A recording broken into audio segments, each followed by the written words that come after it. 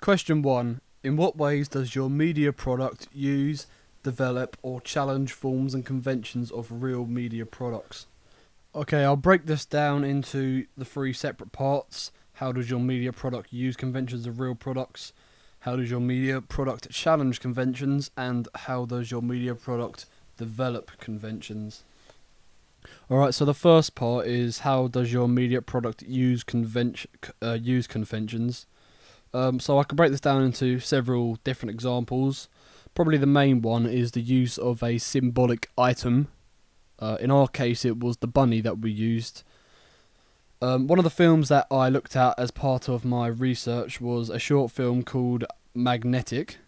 This is probably where we got the idea of our symbolic item, because within this film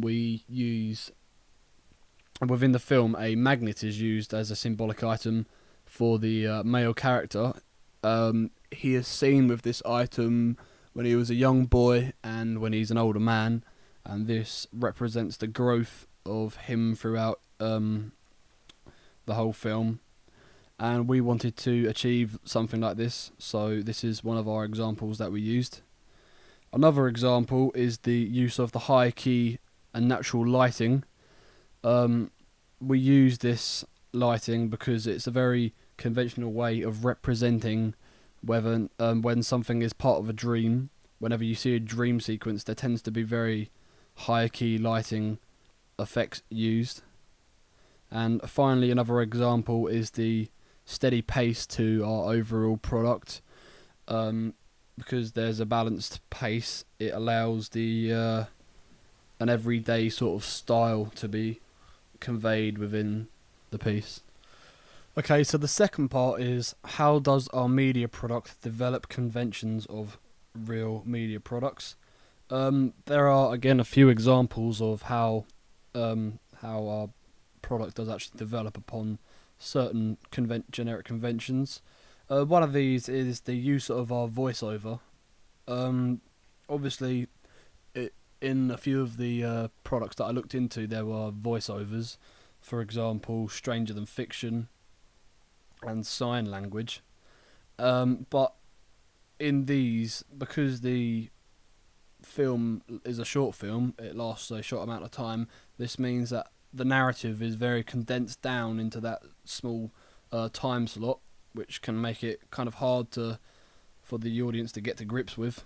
So generally these voiceovers were used to aid the fact that the narrative has been condensed so much in order to help the audience to understand more what is going on. And obviously our product does use a voiceover, but we develop upon the generic conventions of describing the narrative, because our voiceover actually talks about not so much about the narrative, but more about the question of how do we know whether life is a dream. It sort of goes into talking about lucid dreaming and all that. So that's one way that we develop upon it. I'll just let our voiceover, an example of our voiceover, play now. Your perception is conscious, but you're dreaming. What if you knew what you were dreaming, but couldn't get out of it? Okay, so another way is that throughout our piece, a very conventional way, throughout our piece, obviously, we have a young character growing up and going through their cycle of life, from young to old. And this is a very conventional way to portray a growth of a character, and I have seen this several times in other short films.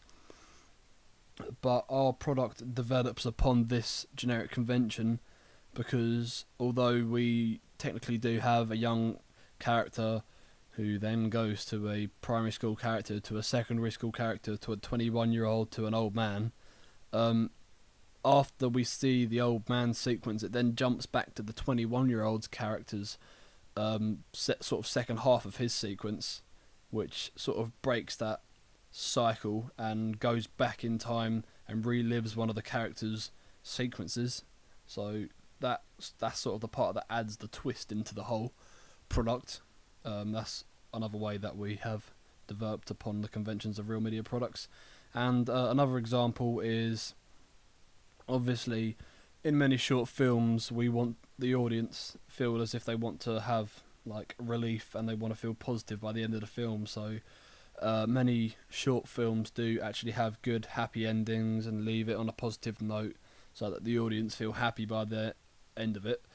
And although to a certain extent the end of our product can be interpreted as a happy ending, obviously we see the 21-year-old character waking up next to the girl or his girlfriend. We obviously develop upon this convention because although they are seen to be happy, the audience are still left with the question: is what we're viewing now a dream? How do we know that this last sequence is still not part of the dream? And obviously it allows the audience to make their own decision for themselves, because they don't actually know whether that part is still a dream. So obviously that's another way that we develop upon the conventions. And finally, the last part: how does our media product challenge conventions of real media products? So again, I'll go through a few examples. Firstly, it's very conventional to have, when like there's a sequence whereby there's a cycle of life, it's very conventional to only have one character being portrayed in a short film. And if you're going to have someone growing up throughout their life, it tends to be about two characters, as we saw in Magnetic. Maybe one when they're younger and then one when they're fully grown up. We challenge this convention because we actually have 6 characters. We go into a lot of detail to get through the cycle of life of this one character.